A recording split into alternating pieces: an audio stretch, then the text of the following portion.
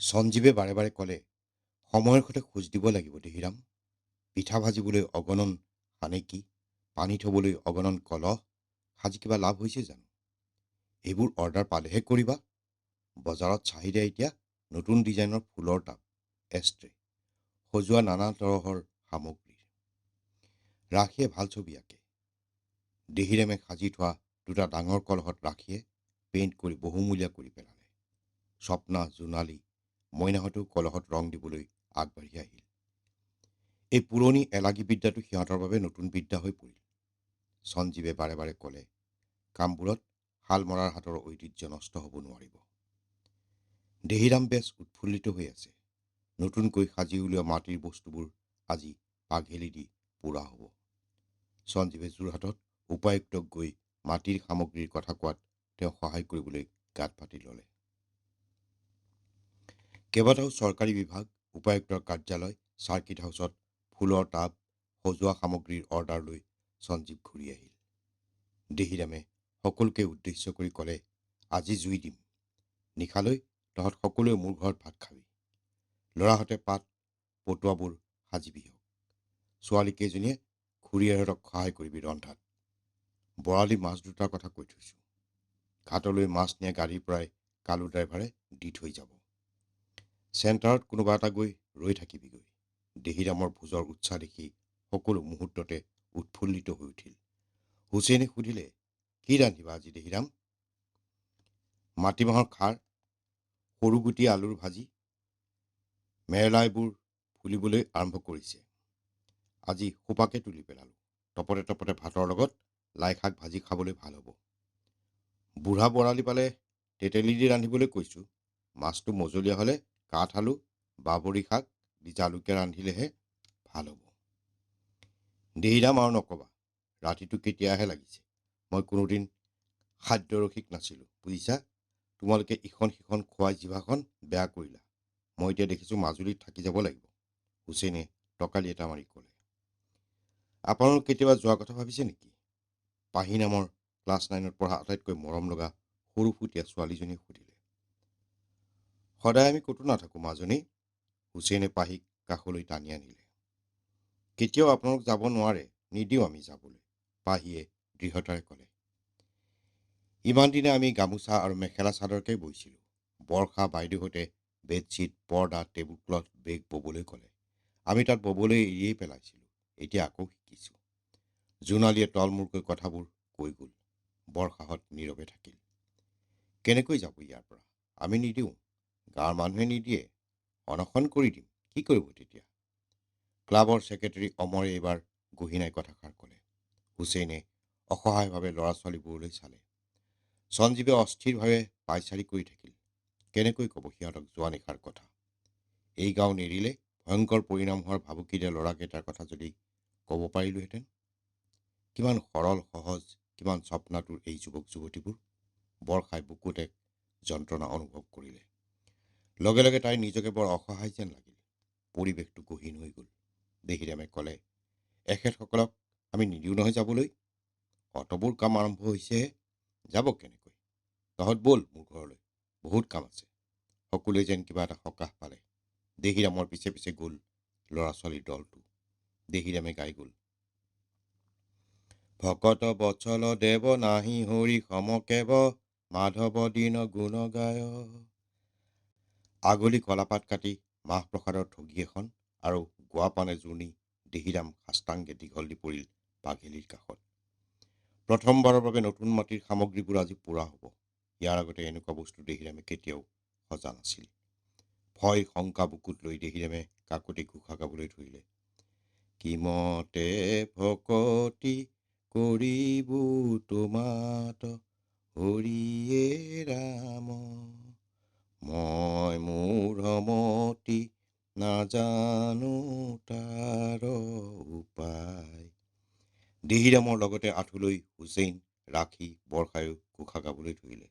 সেৱা কৰাৰ পিছতে দেহিৰামে জালিত জুই দিলে। জুই দিবলৈ 4টামান মানুহ আগুৱাই আহিল। তাৰ ভিতৰত ধনীৰামো আছিল। ধনীৰামৰ এই উৎসাহ দেখি মনটো প্ৰসন্নতাৰে ভৰি গ'ল দেহিৰামৰ।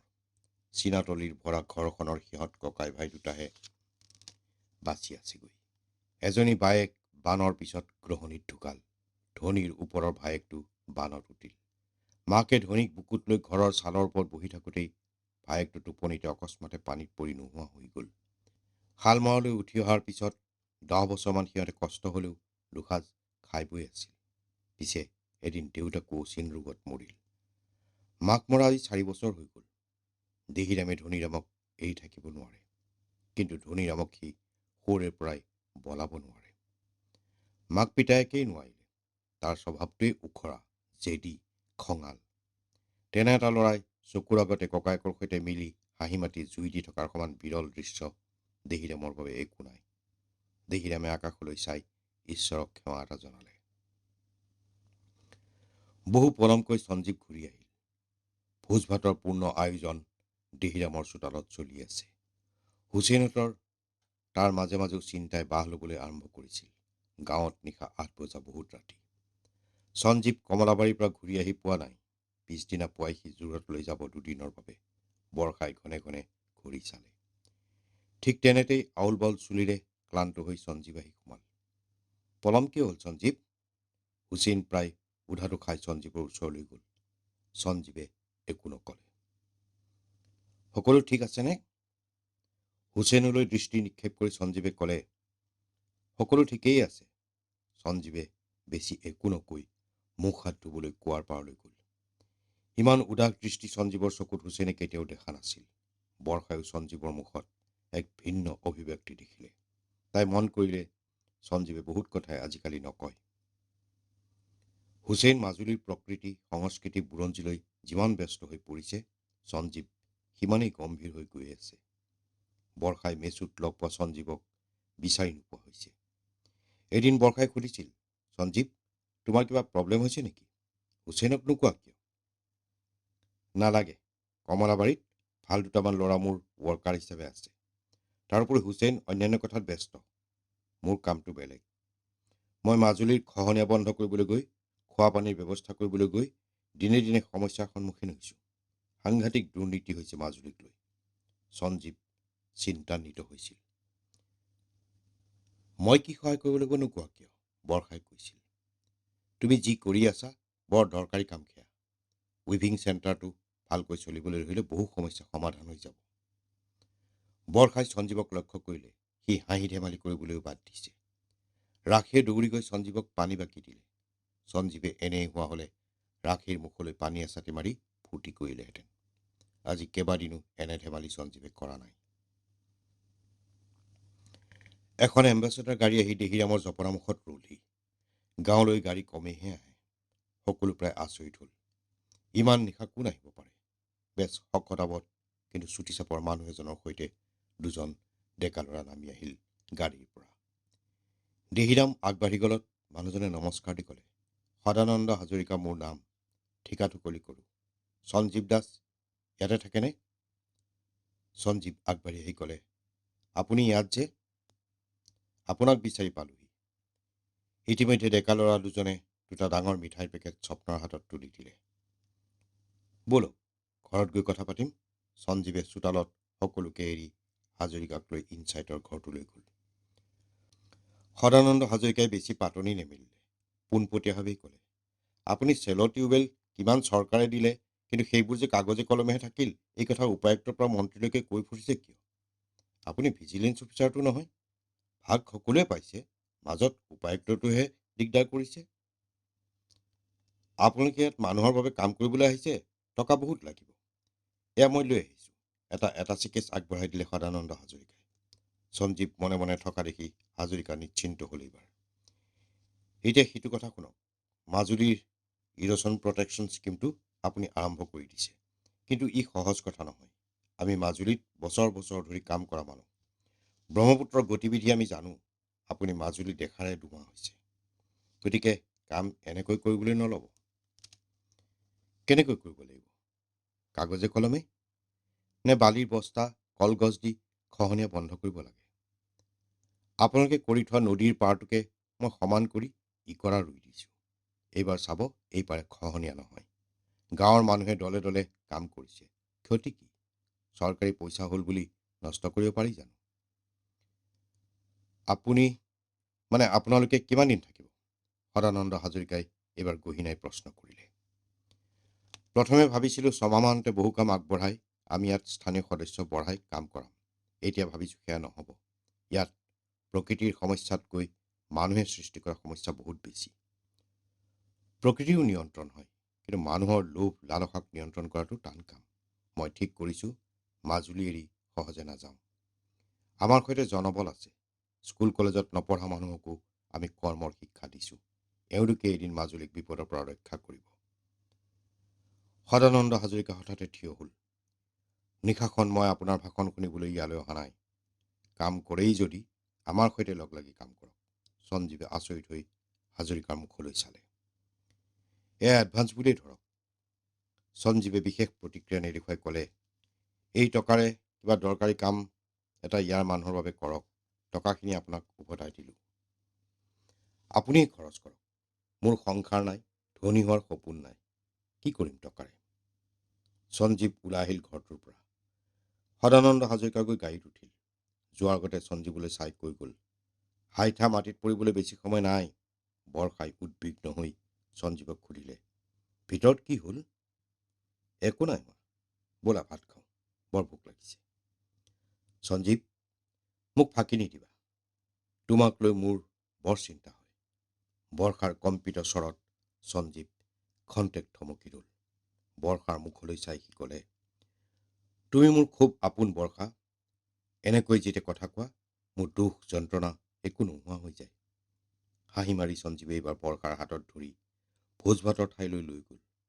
ল'ৰা ছোৱালীবোৰে চোতালত ভাত খাবলৈ বহি গৈছে। পাঘেলিত জুইৰ পাগ উঠিছে। দেহিৰাম জুই চাৰিওকাষে অস্থিৰ হৈ ঘূৰি ফুৰিছে। সঞ্জীৱলৈ চাই দেহিৰামে ক'লে, সৰু গোসাঁই, বস্তুবোৰ ভালেই হ'ব যেন পাইছোঁ। দেহিৰামে মৰমতে সঞ্জীৱক সৰু গোসাঁই বুলি মাতে। বসন্তৰ প্ৰথম খবৰ লৈ বৰষুণ জাক নামিল। বৰষুণ অহাৰ লগে লগেই শংকিত হৈ উঠে মাজুলীৰ মানুহ। আগবানৰ জাননী দি আকাশত তৰ্জন গৰ্জন কৰি উৰে নিশা বৰষুণ দিলে। পুৱতি নিশালৈ শিলো পৰিছিল। পানীপোতাত জমা হৈ থকা ক্ষুদ্ৰ বৰফৰ দৰে শিলবোৰ দেখি ৰাখীয়ে হাৱৈ বিয়ৈ লগালে। এনে দৃশ্য তাই জীৱনত দেখা নাছিল। বৰষাই অলপ গৰ্ব কৰিয়েই সৰুতে বৰষুণত তিতি শিল বুটলাৰ অভিজ্ঞতা বৰ্ণালে। আমি অহা ৩ মাহ সম্পূৰ্ণ হৈ গ'ল, কিন্তু কামৰ অগ্ৰগতি চাই এনে লাগে যেন বহু বছৰ ধৰি আমি ইয়াত আছোঁ। ইয়ালৈ অহাৰে পৰাই আমি কামত কোনো সমস্যাই পোৱা নাই। হাত উজান দিয়ে সকলোৱে। অথচ মেচুত তোমালোকে 2 মাহ কেৱল এটা থকা ঘৰৰ অপেক্ষাত ৰ'ব লগা হৈছিল। হুছেইনে তৃপ্তিৰে চাহত চুমুক দি বাহিৰৰ কিনকিনীয়া বৰষুণ জাকলৈ চাই ক'লে। ঘৰৰ ছালৰ খেৰৰ আগত বৰষুণৰ পানীৰ টোপালবোৰ মুকুতাৰ দৰে ওলমি ৰৈছে। ৰাখীয়ে টোপোলাবোৰ আঙুলিৰে চুই চাইছে। খালবোৰৰ পৰা ভেকুলীৰ তুৰতুৰণি ভাঙি আহিছে। আৰু বৰষুণ হ'ব। এইবাৰ আগবাৰিষা হ'ব। বৰষাই ভৱিষ্যতবাণী কৰিলে। বানপানীৰ বাবে আমিও এইবাৰ সাজু হ'ব লাগিব। ৰাখীয়ে বৰষালৈ চাই ক'লে। সঞ্জীৱ উঠি আহিল বিচনাৰ পৰা। আজি তাৰ জ্বৰ ভাৱ এটা হৈ আছে। কেইবাবাৰো হাঁচিয়াইছেও। বৰষাই আগনিশা তেল গৰম কৰি সেকি দিছে তাক। বৰষাৰ পৰা সি যিমানে আঁতৰি ফুৰিব খোজে সিমানে বেছি সি ওচৰ চাপি যায়। ইনচাইটৰ কৰ্মীৰ মাজত প্ৰেম হ'ব নোৱাৰে এনে কথা নাই, কিন্তু সিহঁতৰ কামবোৰ এনেকুৱা যে তাত প্ৰেম বিবাহ ইত্যাদি কথাবোৰে প্ৰাধান্য পালে বহু সাংগঠনিক কামত বাধা পৰে। সঞ্জীৱে অনুভৱ কৰি আছে এতিয়াও বৰষাৰ সান্নিধ্য। তাই তাৰ বুকু আৰু ডিঙিত ভিক্স খানি দিছিল। সঞ্জীৱে তাইৰ আঙুলি দুটাত আলফুলে চুমা খাইছিল। তাৰ চিলমিলকৈ টোপনি ধৰিছিল। তথাপিও সি অনুভৱ কৰিছিল এহাল ওঠৰ উষ্ণ কোমল স্পৰ্শ তাৰ ওঠত, কপালত। কি এক যাদুকৰী মমতাময়ী স্পৰ্শ, এক অদ্ভুত নিচা। মানুহৰ স্পৰ্শৰ ইমান ঔষধি গুণ থাকে বুলি সি জনা নাছিল। চকু নেমেলাকৈ সি দেখিছিল বৰষা বহি আছে তাৰ কাষত ওৰে ৰাতি। দেহিৰামৰ ঘৈণীয়েক পিছল চোতালত খুবি খুবি খোজ দি বৰষাহঁতৰ ফালে আগুৱাই আহিল। আহিয়েই বৰষাৰ কাণে কাণে ফুচফুচাই ক'লে, কেৰুৰ গাত লেঠা 2 মাহ হ'ল। তাইৰ আজি মাটিমাহ ঔটেঙাৰে ভাত খাবৰ মন গৈছে। তুমিও ভাল পোৱা নহয়, দুপৰীয়া আমাৰ ঘৰত ভাত খাবা।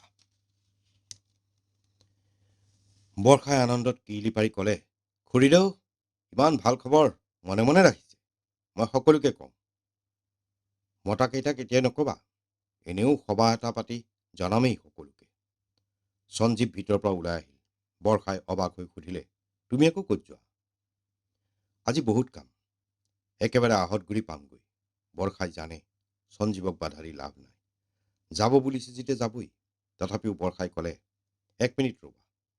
তাৰ পাছত হাতত এখন এৰিচল লৈ আহি ক'লে, ডিঙিত ভালকৈ মেৰাই লোৱা। খুৰীদেউ আজি গাটো ভাল নহয়। সঞ্জীৱে টেপি লৈ চাই ক'লে, নিশা মই পাৰৰ জালুকীয়া আঞ্জা ৰান্ধি খুৱাম। পানী লগা জ্বৰ নাইকিয়া হৈ যাব। সঞ্জীৱে হাঁহিলে। পাৰ মাৰিলে মোৰ জ্বৰ বেছি হ'ব খুৰীদেউ। এই নিমাখিত ধুনীয়া চৰাইটো মাৰি মাংস খোৱাৰ কথা মই ভাবিবই নোৱাৰোঁ। সঞ্জীৱৰ কথাত টেপিয়ে চকু খোপা কৰি দেখুৱালে। সঞ্জীৱ ওলাই যাওঁতে বৰষাই ক'লে, আজি তোমাৰ সৈতে ময়ো যাব পাৰিলোহেঁতেন। মোৰ বিশেষ কাম নাই আজি। কিয়, তুমি দেখোন আছাই। সঞ্জীৱে ডিঙিত মেৰিয়াই লোৱা বৰষাৰ চলখন দেখুৱাই কৈ গ'ল। বৰষাই কপত খং দেখুৱালে সঞ্জীৱক। শেষ বৰষুণ যাক। এনেকুৱা কোনোদিন হোৱা নাই। নিশা 2 বাজি গ'ল। সঞ্জীৱ ঘূৰি অহা নাই। আহত গুৰিলৈ দুদুহঁতৰ লগৰ কেইবাটাও ল'ৰাই চাইকেল মাৰি গৈছে। কমলাবাৰীৰ অফিচতো সঞ্জীৱ নাই। বৰষা হুছেইন কোনো হোৱা নাই। দেহিৰাম ধনীৰামো বহি আছে। ক'বলৈ গ'লে গাঁওখন সাৰে আছে। পুৱতি নিশা তৰাগছৰ হাবিৰ পৰা ডাউকে মাতিবলৈ ধৰিলে। বৰষাৰ নঙনা মুখত চকু। তাইৰ বেয়া চিন্তাই মনত বাহ ল'বলৈ ধৰিলে। ৰাখীয়ে সঞ্জীৱ সম্পৰ্কত বেছি নিৰ্ভৰযোগ্য মন্তব্য দি থাকে। আজিও তাই ক'লে, সঞ্জীৱক লৈ চিন্তা কৰিব নালাগে। যোৱা 3 বছৰে তাৰ সাহস মই দেখিছোঁ। যি সকলো পৰিস্থিতি চম্ভালি লয়। অচিন চৰাই এটাই বকুল জোপাৰ পৰা মাতিলে। সেয়া হাৰুৱা কপৌৰ মাত। কিবা এটা খবৰ আহিব। সঞ্জীৱ পাবহি। টিপে বিজ্ঞৰ দৰে ক'লে। অলপ আঁতৰত কেইবাখনো চাইকেলৰ টিলিঙাৰ মাত শুনি বৰষা আগুৱাই গ'ল। পূবে ঢল ভাত দিছে। হয়, দুলু আৰু কমলাবাৰীৰ অফিচত সঞ্জীৱৰ সংগী মানৱ আহিছে। সিহঁত আহিয়েই পিৰালিত ধপচকৈ বহি পৰিল। নীৰৱতা আৰু উদ্বিগ্নতাই সকলোকে অস্থিৰ কৰি তুলিলে। হুছেইনে মাতিলে, দুলু, কি হ'ল? সঞ্জীৱদাক কোনোবাই মাৰিলে। নাৱৰীয়া এটাই খবৰ দিলেহি। তেনেই টুকুৰা টুকুৰ কৰিলে। দুলু চুপি উঠিল। বৰষাৰ বুকুৰ ভিতৰৰ পৰা এটা যন্ত্ৰণাকাতৰ আৰ্তনাদ ওলাই আহি ডিঙিত সোপা লাগি ধৰিল। তাই যেন বোবা হৈ গ'ল। টেপি আৰু ৰাখিও উৰাও উৰাৱে কান্দিছে। চিঞৰ বাখৰ শুনি গোটেই গাঁওখন থপলিয়াই আহিল। কান্দোনৰ ৰোল উঠিল। নাকান্দিলে বৰষাই। তাইৰ শৰীৰৰ ভিতৰখন বৰফৰ টুকুৰালৈ পৰিৱৰ্তিত হ'ল। হুছেইনে মাত্ৰ বাঁহৰ খুটাত নিজৰ মূৰ খুন্দিয়াই চিঞৰিলে, নেভাৰ নেভাৰ, আই নেভাৰ বিলিভ। 2 ঘণ্টামানৰ পিছত সঞ্জীৱৰ মৃতদেহ লৈ অহা হ'ল। বৰষাৰ এৰী চাদৰখনে সঞ্জীৱক তেতিয়াও মেৰিয়াই ধৰি আছে। কোনোবাই ক'লে, চৰাই চাপৰিত কেনেকৈ এওঁক পোৱা হ'ল? কাৰো উত্তৰ নাই। প্ৰেছ ফটোগ্ৰাফাৰ সকলো আহি শালমৰাত গোট খালে। সঞ্জীৱৰ মৃতদেহ কান্ধত লৈ শোভাযাত্ৰা হ'ল। বৰষাই মাত্ৰ সঞ্জীৱৰ চুলিখিনি অকণমান চুই চালে। যোৱা নিশা তাই বহু পৰলৈ সঞ্জীৱৰ চুলিত হাত বুলাইছিল। হঠাতে গোট খোৱা মানুহজাকৰ পৰাই কোনোবাই চিঞৰিলে, এয়াই শেষ, হিংসা শেষ হত্যা হওক, সঞ্জীৱ দাস শান্তিৰ প্ৰতীক। বৰষা চমকি উঠিল। শুনিছা বৰষা? হুছেইনে ভগ্ন স্বৰেৰে ক'লে। শুনিছো। সঞ্জীৱ বিনোদিনীৰ ল'ৰা। সি সঁচাই শান্তিৰ বাৰ্তাবাহক। হুছেইন ব্ৰাদাৰ, আপোনাক আজি কওঁ এটা কথা। সঞ্জীৱক মই ভাল পাইছিলোঁ। সঞ্জীৱেও মোক লৈ সপোন দেখিছিল। মোৰ মাজেৰে সি বিনোদিনীক দেখিছিল। মই মাজুলী এৰি নাযাওঁ। সঞ্জীৱক মই ইয়াত জীয়াই ৰাখিম। মই থাকিম সঞ্জীৱৰ লগত। হুছেইনে বৰষাৰ ফালে বিস্ময়েৰে চাই থাকিল। এটা অনুৰোধ ৰাখিবনে? কোৱা বৰষা। আপুনি আৰু ৰাখি যাওকগৈ। বহুত কাম বাকী আছে। ইনচাইটৰ কৰ্মী কম, সমস্যা অজস্ৰ। আমি নতুন নতুন কৰ্মীৰ জন্ম দিব লাগিব। মোক ইয়াত থৈ যাওক। হুছেইনে একো নকলে। সঞ্জীৱৰ মৃতদেহ লৈ যোৱা শোভাযাত্ৰাৰ পিছে পিছে তেওঁ যাত্ৰা কৰিলে। তেওঁ জোচেফকো থৈ আহিছে মেচুত তিতলিৰ বাবে। দুলু চাইকেলত উধাটো খাই আহি এটা সৰু পাৰ্চ বৰষাৰ হাতত গুজি দি ক'লে, সঞ্জীৱদাৰ পকেটত আছিল, লৈ আহিলোঁ মনে মনে। বৰষাই ৱালেটটো খুলি চালে। 2খনমান 100 টকা আৰু কিছু খুচুৰা পইচা। এখন সৰু টেলিফোনৰ ডায়েৰী, এখন টুকুৰা কাগজ। বৰষাই মেলি চালে। সুতমুচ খোৱা কাগজখন সঞ্জীৱৰ হাতৰ আখৰ। মই নাজানো এই অনন্ত যাত্ৰাৰ শেষক্ষণটোৰ কথা। তোমাৰ পিছত মই নে মোৰ পিছত তুমি, পৃথিৱীৰ বাবে মানুহ নে মানুহৰ বাবে পৃথিৱী, এতিয়াই মোক উত্তৰ নালাগে। মোক মাথো দি যোৱা তোমাৰ বিশ্বাস, সংকট কালত খামুচি ধৰিম তোমাক। এটা আধা লেখা কবিতা, হয়তো কালি লেখা কবিতা। সঞ্জীৱৰ আধা লেখা কবিতাটো তাই পূৰা কৰিব লাগিব। বৰষাই কবিতাটো হাতৰ মুঠিত খামুচি ধৰিলে জোৰেৰে। সঞ্জীৱে কোৱাৰ দৰেই তাই মনে মনে ক'লে, তুমি এয়া দেখোন মূৰ্খতেই আছা সঞ্জীৱ। কিন কিনকৈ বৰষুণ আকৌ পৰিবলৈ ধৰিলে। বৰ্ষা চোতালৰ মাজত বৰষুণত থিয় হৈ থাকিল। চাহেবপুৰাৰ পৰা মাজুলীলৈকে একেখন আকাশ, এখন আকাশৰ পৰাই পৰিছে বৰষুণ জাক। বৰষুণ জাক ঘূৰি ফুৰিব পথাৰে পথাৰে, নদীয়ে পাহাৰে ভৈয়ামে।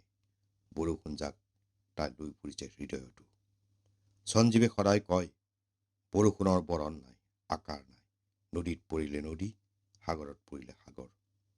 বৰষুণ ভাল পোৱা মানুহে মলিনতা ভাল পাব নোৱাৰে। বৰ্ষাই শিকাব মানুহক আকৌ।